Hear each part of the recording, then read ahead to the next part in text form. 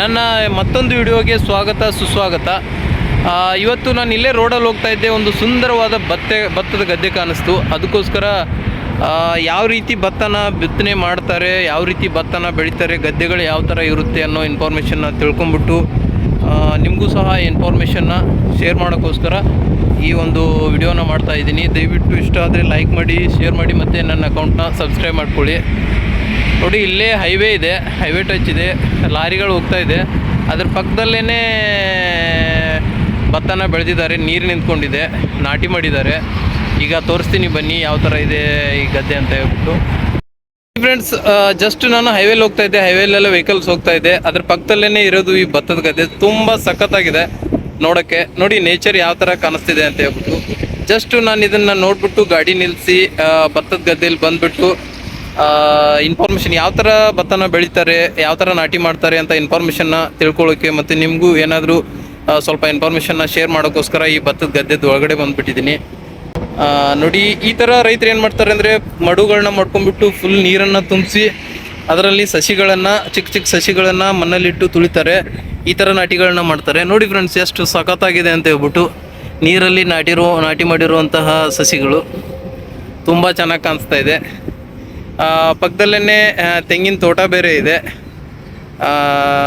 ಇಲ್ಲಿ ಸ್ವಲ್ಪ ಎತ್ತರ ಬಂದುಬಿಟ್ಟಿದೆ ಭತ್ತ ಪಕ್ಕದ ಗದ್ದೆಯಲ್ಲಿ.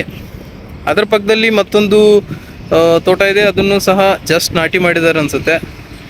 ಮತ್ತು ಇನ್ನೊಂದು ಇನ್ಫಾರ್ಮೇಷನು, ಭತ್ತ ಪೂರ್ತಿ ಇದಕ್ಕೆ ರಾಶಿ ಮಾಡೋಕ್ಕೆ ಬಂದಮೇಲಂತೂ ಈ ಭತ್ತದ ಗದ್ದೆಗಳಲ್ಲಿ ಸ್ಮೆಲ್ನ ನೋಡಬೇಕು, ಎಷ್ಟು ಸಖತ್ತಾಗಿರುತ್ತೆ ಅಂತ. ತುಂಬ ಅಂದರೆ ತುಂಬ ಚೆನ್ನಾಗಿರುತ್ತೆ. ನೋಡಿ ಫ್ರೆಂಡ್ಸ್, ನನಗಂತೂ ಇಷ್ಟು ಗೊತ್ತಿದೆ ಇನ್ಫಾರ್ಮೇಷನು. ನಿಮಗೇನಾದರೂ ಇದ್ರ ಬಗ್ಗೆ ಇನ್ಫಾರ್ಮೇಷನ್ ಗೊತ್ತಿದ್ರೆ, ಯಾರಾದರೂ ಭತ್ತದ ಗದ್ದೆಯಲ್ಲಿ ಬಿತ್ತನೆ ಮಾಡ್ತಿದ್ರೆ ಅವ್ರದ್ದು ಸ್ವಂತ ಗದ್ದೆಗಳಿರುತ್ತೆ, ದಯವಿಟ್ಟು ಇನ್ಫಾರ್ಮೇಷನ್ನ ಕಾಮೆಂಟಲ್ಲಿ ಶೇರ್ ಮಾಡಿ. ನೋಡಿ, ಅಲ್ಲೊಬ್ಬರು ರೈತರಿದ್ದಾರೆ, ನಮಗೆ ಕಾಣಿಸ್ತಾ ಇಲ್ಲ. ಆ್ಯಕ್ಚುಲಿ ಜೂಮ್ ಮಾಡ್ತೀನಿ, ಕಾಣಿಸ್ತಾರೆ